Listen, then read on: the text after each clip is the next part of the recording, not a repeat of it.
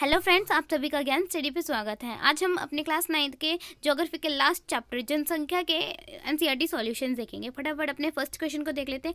क्या है कि नीचे दिए गए 4 विकल्पों में से सही उत्तर हमको टिक द करेक्ट करना है। पहला पार्ट देख लेते हैं। क्या है कि निम्नलिखित में से किसी क्षेत्र में प्रवास आबादी में जनसंख्या वितरण एवं संरचना में परिवर्तन लाता है। ठीक, हमको यहाँ बताना है जो प्रवास होता है कि जो आबादी में संख्या या फिर जो भी वितरण एवं संरचना में परिवर्तन कैसे लाता है। ठीक है, पहले तो आप सभी को प्रवास का मतलब पता होना चाहिए। प्रवास क्या होता है? प्रवास क्या होता है कि एक क्षेत्र से कोई भी व्यक्ति दूसरे क्षेत्र में जाता है तो उसी को हम प्रवास कहते हैं। ठीक है, उसके साथ साथ जो प्रवास होता है ना, वो किसी क्षेत्र की जनसंख्या को ही प्रभावित नहीं करता बल्कि जनसंख्या की संरचना को भी परिवर्तित करता है। ठीक है, उसके साथ साथ हमारे जो प्रवास होते हैं दो तरह के हो जाते हैं, वो हम बाद में देखेंगे। यहाँ क्वेश्चन क्या है कि जो प्रवास होता है, आप सभी को प्रवास का मतलब पता चल गया कि एक क्षेत्र से दूसरे क्षेत्र में कोई भी व्यक्ति जाता है तो उसी को हम प्रवास कहते हैं। ठीक है, जो हमारा प्रवास होता है वो आबादी में कोई भी किसी भी कहीं की भी आबादी हो, उसकी संख्या वितरण एवं संरचना में परिवर्तन लाता है। वो कैसे लाता है? क्या पहला पॉइंट है कि प्रस्थान करने वाले क्षेत्र में लाता है परिवर्तन, या फिर आगमन करने वाले क्षेत्र में लाता है, या फिर प्रस्थान व आगमन दोनों क्षेत्र में लाता है, या इनमें से कोई नहीं। ठीक है, यहाँ प्रस्थान मतलब कि वो किसी भी जगह जा रहा है, किसी भी क्षेत्र में जा रहा है तो वहाँ पे परिवर्तन होएगा, या फिर आगमन करने वाले या फिर जहाँ से जा रहा है उस क्षेत्र में होगा। ठीक है, फिर इसका क्या आंसर हो जाएगा? हमारा तीसरा हो जाएगा प्रस्थान व आगमन दोनों क्षेत्र में होगा। जैसे कि कोई भी व्यक्ति अगर जैसे ग्रामीण क्षेत्र का उदाहरण लेते हैं। ठीक है, ग्रामीण क्षेत्र से हम सभी को पता है ग्रामीण क्षेत्र से ज़्यादा लोग शहरी क्षेत्र में जाते हैं। तो क्या होता है कि वो ग्रामीण क्षेत्रों से जब शहरी क्षेत्र में जाते हैं, शहरी क्षेत्र की जनसंख्या एक तरह से बढ़ जाती है और ग्रामीण क्षेत्रों की एक तरह से घट जाती है। तो प्रभावित तो दोनों क्षेत्र हो रहे हैं ना, तो इसीलिए यहाँ पे प्रस्थान व आगमन दोनों क्षेत्र आएगा। ठीक है, दूसरा पॉइंट देख लेते हैं। क्या है कि जनसंख्या में बच्चों का एक बहुत बड़ा अनुपात निम्नलिखित में से किसका परिणाम है? ऑप्शन देख लेते हैं। क्या है? उच्च जन्म दर, दूसरा है उच्च मृत्यु दर, तीसरा है उच्च जीवन दर, फोर्थ हमारा अधिक विवाहित जोड़े। तो इसका आंसर हो जाएगा हमारा उच्च जन्म दर। ठीक है, थर्ड क्या है? निम्नलिखित में से कौन सा एक जनसंख्या वृद्धि दर का परिणाम दर्शाता है? कौन सा है ये? आंसर दे रखा है एक क्षेत्र की कुल जनसंख्या। ठीक है, फोर्थ क्या है कि 2001 की जनगणना के अनुसार एक साक्षर व्यक्ति कौन सा है? कौन सा है? ऑप्शन देख लेते हैं। पहला क्या है? जो अपने नाम को पढ़े एवं लिख सकता है। दूसरा है हमारा जो किसी भाषा में पढ़ एवं लिख सकता है, या फिर जिसकी उम्र 7 वर्ष है तथा वह किसी भी भाषा को समझ के साथ पढ़ एवं लिख सकता है। देन लास्ट है हमारा जो पढ़ना लिखना व अंक गणित तीनों जानता हो। तो इसका आंसर क्या होगा? जिसकी उम्र 7 वर्ष है तथा वह किसी भी भाषा को समझ के साथ पढ़ एवं लिख सकता है। ठीक है, ये हमारा आंसर हो जाएगा। नेक्स्ट क्वेश्चन क्या है कि हमको संक्षेप में उत्तर देना है। ठीक है, शॉर्ट फॉर्म में आंसर देने हैं।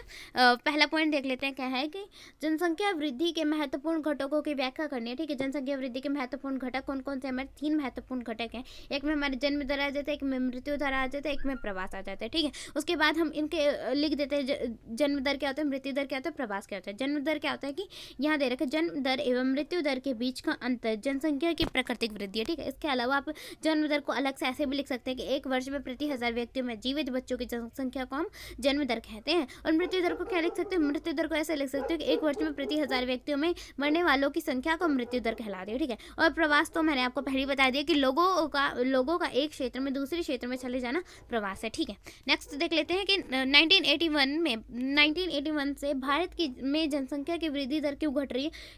क्योंकि 1981 से जो भारत में गर्भ निरोधी उपयोगों को अपनाने के कारण जो जन्म दर में तेजी से कमी आई है, जिसके कारण जनसंख्या की वृद्धि दर में घट रही है। ठीक है, नेक्स्ट देख लेते हैं। क्या है? थर्ड कि आयु संरचना जन्म दर तथा मृत्यु दर को परिभाषित करें। ठीक है, जन्म दर और मृत्यु दर को तो मैंने पहले उसमें परिभाषित कर दिया है, एक बार दोबारा देख लेंगे। आयु संरचना देख लेते हैं। क्या होता है कि किसी भी देश में जो जनसंख्या की आयु संरचना वहाँ के विभिन्न आयु समूहों के लोगों की संख्या को बताता है। ठीक है, और हमारी जन्म दर क्या हो जाएगा? जन्म दर क्या है कि एक वर्ष में प्रति 1000 व्यक्तियों में जितने जीवित बच्चों का जन्म होता है उसे हम जन्म दर कहते हैं। ठीक है, और हमारा मृत्यु दर क्या है? मृत्यु दर क्या होता है कि एक वर्ष में प्रति 1000 व्यक्तियों में मरने वालों की संख्या मृत्यु दर कहलाती है। ठीक है, नेक्स्ट फोर्थ क्वेश्चन देख ले, फोर्थ पॉइंट का क्वेश्चन देख लेते हैं कि प्रवास जनसंख्या परिवर्तन का एक कारक। ठीक है, पहले तो ये जो क्वेश्चन है इसके अंदर तो पहले प्रवास लिख देना। ठीक है, अगर 5 या 3 नंबर के आगे तो उसके अंदर पहले प्रवास की डेफिनेशन लिख देना, ये भी लिख देना कि प्रवास कितने टाइप्स का होता है, उसके बाद लिख देना कि उसी के हिसाब से आपके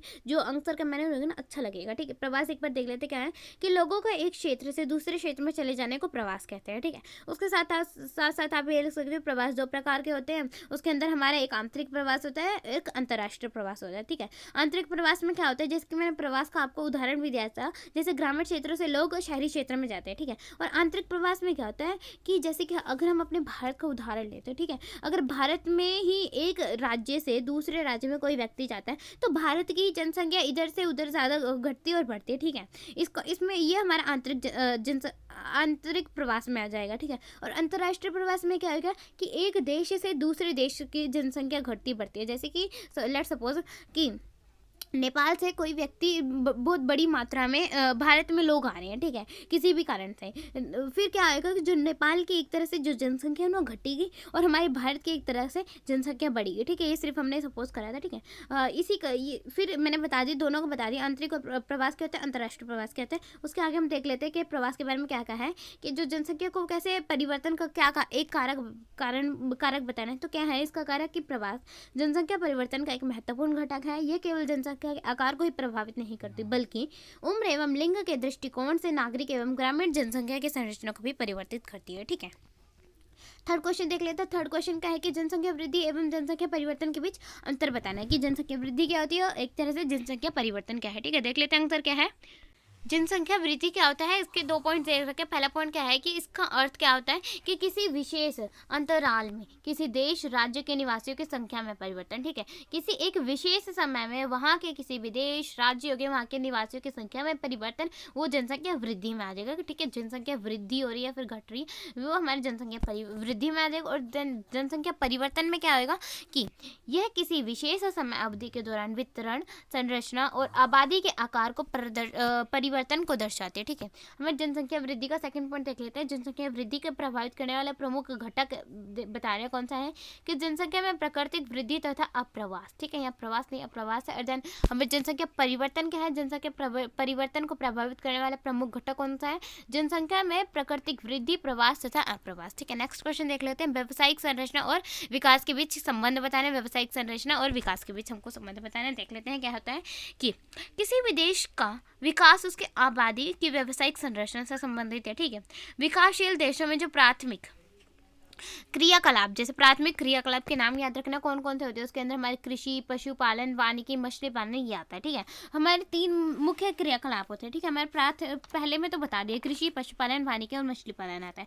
द्वितीय में हमारा क्या आ जाता है कि किसी भी उद्योग, विनिर्माण, वस्त्र, ठीक है, ये समय हमारे द्वितीय में आ जाते हैं। और तृतीय व्यवसाय में हमारे इसके अंदर यातायात, शिक्षा, स्वास्थ्य सेवाएं, बैंकिंग, बीमा, व्यापार ये सारे हमारे तृतीय में आ जाते हैं, ठीक है। आगे हम आंसर देख लेते हैं क्या कह रहे हैं कि पहले तो बताया कि प्राथमिक क्रियाकलाप में जितने भी मतलब कि यहाँ उनके नाम दिए हैं में कार्यरत लोगों का अनुपात अधिक होता है जो कि विकासशील देशों में होता है, ठीक है। जबकि जो विकसित देश है ना उनके अंदर द्वितीय तथा तृतीय क्रियाकलाप, जैसे द्वितीय और तृतीय क्रियाकलाप के मैंने नाम बता दिए थे, एक बार दोबारा देख लेते क्या है। उसके अंदर उद्योग, भवन एवं निर्माण कार्य तथा परिवहन, संचार, वाणिज्य, प्रशासन तथा सेवाओं में कार्य करने वाले लोगों की संख्या का अनुपात अधिक होता है, ठीक है। नेक्स्ट क्वेश्चन देख लेते हैं। स्वास्थ्य जनसंख्या कैसे लाभकारी है, ठीक है। जो स्वास्थ्य जनसंख्या होती है वो कैसे लाभकारी होती है। क्वेश्चन से ही पता चल रहा है, आंसर सब लिख सकते हैं कि एक तरह से स्वास्थ्य, जब ज़्यादातर लोग स्वस्थ रहेंगे तो वो सही से काम कर पाएंगे, ठीक है। अगर पूरे देश में ज़्यादातर लोग बीमार हो रहे हैं तो क्या हमारी जनसंख्या लाभकारी होगी, नहीं, ठीक है, बोझ होगी एक तरह से।